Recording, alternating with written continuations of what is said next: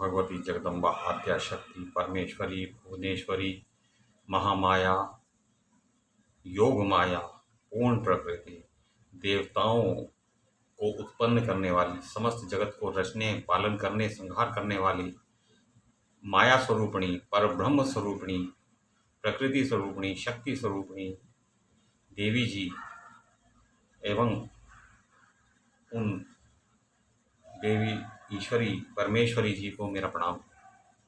तो हम श्रीमद् देवी भागवत पढ़ रहे हैं, जिसमें हम है वंश के जो प्रारंभ करता है भगवान श्री विष्णु और लक्ष्मी जी के पुत्र एक वीर जी कथा सुन रहे हैं। वो कथानक सुन रहे हैं।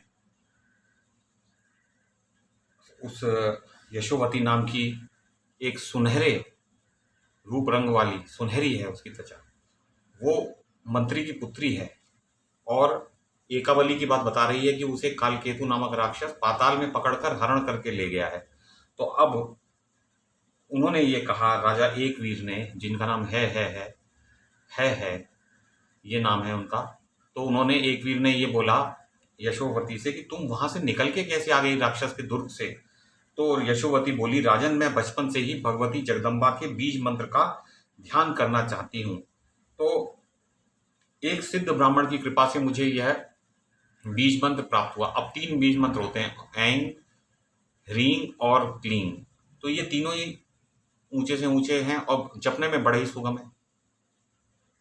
तो प्रचंड पराक्रम वाली भगवती चंडी का आराधन मैं निरंतर करती रहती हूँ और वे भगवती निराकार और निराश्रय हैं। वे सर्वरूपमयी और सर्वव्यापक हैं और वे विश्व की अधिष्ठात्री हैं। उनका कल्याणमय सौम्य विग्रह है और लाल रंग के वो वस्त्र धारण करती हैं। लाल रंग के उनके दांत हैं। लाल रंग की उनकी आंखों से झलक आती रहती है।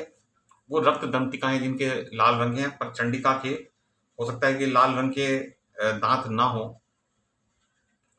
मन ही मन भगवती के उक्त रूप का स्मरण करके मैं बीज मंत्र का जप करने लगी और समाधि लगाकर देवी की उपासना में मैं 1 माह तक बैठी रही।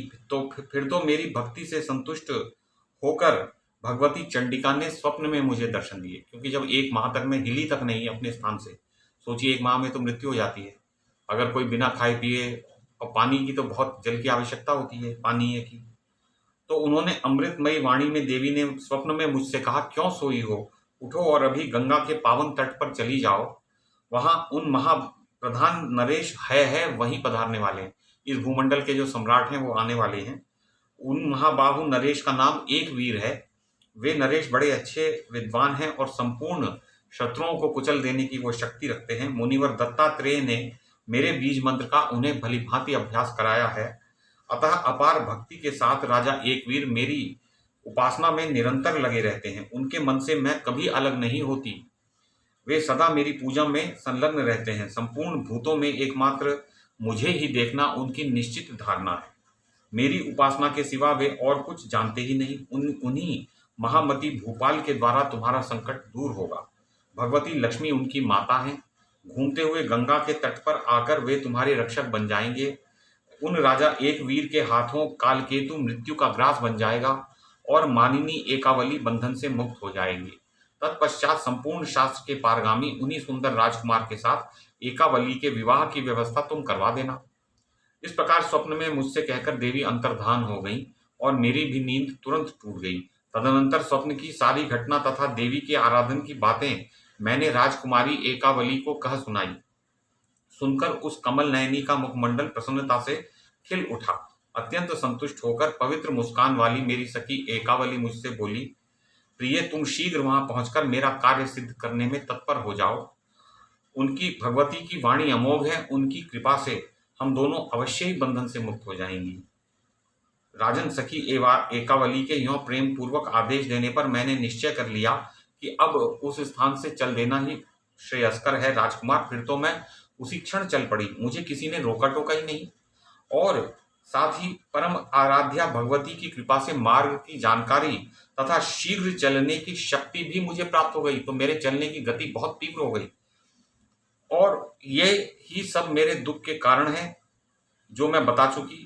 और मैं क्यों रो रही थी ये सब मैंने आपको बता दिया है। वीर, अब जैसे मैंने अपना परिचय आपको दिया है, अब आप भी अपना परिचय बताओ कि तुम कौन हो, तुम्हारे पिताजी का क्या नाम है? व्यास जी कहते हैं, राजन प्रतापी नरेश एक वीर भगवती लक्ष्मी के सुपुत्र हैं। यशोवती की बात सुनकर उनका कमल जैसा मुख प्रसन्नता से खिल उठा और वे उससे कहने लगे। राजा एक वीर ने कहा, रणभोरु, तुमने विशद रूप से जो मेरा वृत्तांत पूछा है वह सुनो, मैं ही है हूँ। मेरा नाम एक वीर है, लक्ष्मी जी मेरी ही माता हैं। तुमने सर्वप्रथम अपनी सखी एकावली के संपूर्ण जगत के रूप को तिरस्कृत करने वाले रूप का वर्णन किया है, उससे मेरा मन विह्वल हो उठा है।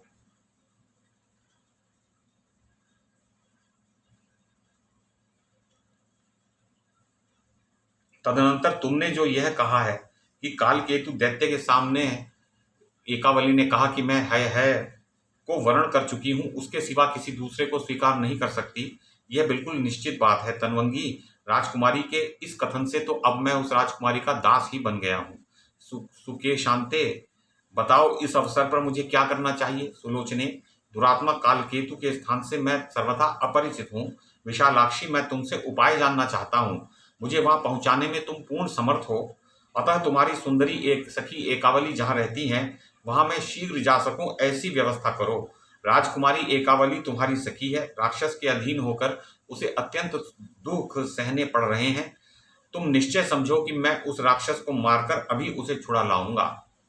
मेरे प्रयास से उस राजकुमारी के सभी संकट टल जाएंगे और वह तुम्हारे नगर में लौट आएगी। फिर मैं राजकुमारी एकावली को उसके पिताजी के पास पहुंचा दूंगा।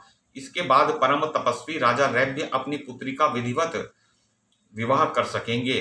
प्रियम वदे, तुम्हारे सहयोग से मेरी ये मनचाही बातें पूर्ण हो सकती हैं, अतः तुम शीघ्र कालकेतु की नगरी दिखाकर मेरा पराक्रम देख लो। वर्णिनी, पराई स्त्री को अपनाने वाले उस पापी राक्षस को जिस प्रकार भी मैं मारने में सफल हो सकूं, वैसा ही यत्न करो। सबसे पहले तो तुम कालकेतु के दुर्गम दुर्ग का और नगर का मार्ग मुझे दिखा दो।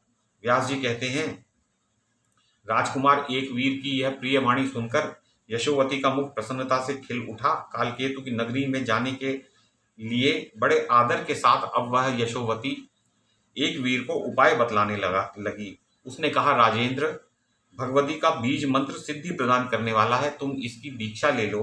तत्पश्चात मैं अभी तुम्हें कालकेतु की नगरी, जिसमें बहुत से राक्षस पहरा दे रहे हैं, दिखाऊंगी। महाभाग, वहां मेरे साथ चलने के लिए तुम्हें तैयार हो जाना चाहिए। साथ में विशाल सेना भी ले लेनी चाहिए, क्योंकि वहां निश्चित रूप से युद्ध हो सकता है। वहां युद्ध होने की संभावना अति प्रबल है। कालकेतु बड़ा ही पराक्रमी दैत्य है, बहुत से बलवान राक्षस उसके पास हैं। अतएव मंत्र का अभ्यास करके ही तुम मेरे साथ चलो। पहले देवी के मंत्र का अभ्यास करो, तब मेरे साथ चलना। और मैं पापी कालकेतु की नगरी का मार्ग दिखाने की पूरी चेष्टा करूंगी।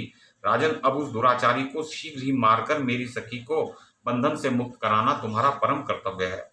यशोवती का कथन सुनकर एक वीर ने तत्क्षण मंत्र की दीक्षा ले ली और दत्तात्रेय जी ज्ञानियों में शिरोमणि माने जाते हैं। तो जो अत्रि ऋषि हैं, उनके 3 पुत्र हैं, ब्रह्मा विष्णु महेश के अंश रूप से।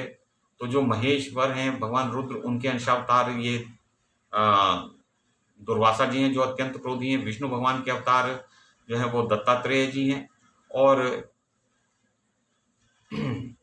चंद्रमा जो है वो सोम के अवतार हैं, वो भगवान ब्रह्मा के अवतार हैं, क्योंकि ब्रह्मा भी मन के अधिष्ठाता देवता है और चंद्रमा भी है। तो वो चंद्रमा जो है, चंद्रमा रूप से वो प्रकट हुए हैं। जो चंद्रमा हमें दिखाई देता है वो अत्रि ऋषि के पुत्र हैं। वो उनका उनका पिंड है, वो उनके अधिकार में, नियंत्रण में रहने वाला जो पिंड जिसे हम चंद्रमा कहते हैं, तो उसके अधिष्ठाता देवता जो है वो भगवान सोम या चंद्रमा है, जिसमें से आधा चंद्रमा भगवान रुद्र के पास है और आधा चंद्रमा स्वयं चंद्रमा ही है। तो ये एक अलग कथा है कि जब चंद्रमा को क्षय रोग हो गया था, उसे कोढ़ हो गया था, तो उसने भगवान शंकर की उपासना की सोमनाथ के मंदिर में। तो भगवान शंकर ने उसका आधा स्वरूप लेकर और उसे रोग मुक्त किया था, जबकि उसकी अपनी पत्नी से अनबन हो गई थी और उसने शुक्राचार्य के पास जाकर शिकायत की, तो शुक्राचार्य ने उसे शापित कर दिया था चंद्रमा को। तो चंद्रमा उनका दामाद था, वो रोहिणी से ही अधिक प्यार करता था, तो इसलिए ऐसा हुआ था। तो ये सब एक पृथक कथा है, वो भी हम पढ़ेंगे। तो अब वह नगर जो कालकेतु का दुर्गम नगर था, वह राक्षसों द्वारा इस प्रकार सुरक्षित था मानो सर्प पाताल की रक्षा कर रहे हो। तो अत्यंत दुर्भेद्य था वो। यशोवती और विशाल सेना के साथ एक वीर उसके समीप पहुंच गए। उन्हें आते देख कालकेतु के दूत भय से घबरा उठे, अतः बड़ी उतावली के साथ चिल्लाते हुए वे सभी कालकेतु के पास जा पहुंचे। उस समय वह एकावली के सामने बैठकर भांति भांति से उसे मनाने की चेष्टा कर रहा था, प्रार्थनाएं कर रहा था। दूतों ने समझ लिया हमारा यह स्वामी काम से मोहित हो गया है। अब वे कहने लगे, अब वो क्या कहेंगे और कालकेतु के का युद्ध होगा, फिर आगे क्या होता है, तो ये सब हम अगले सत्र में जानेंगे। भगवती जगदम्बा आद्या शक्ति परमेश्वरी भुवनेश्वरी पूर्ण प्रकृति महामाया योग माया महालक्ष्मी जी, देवी जी को मेरा प्रणाम।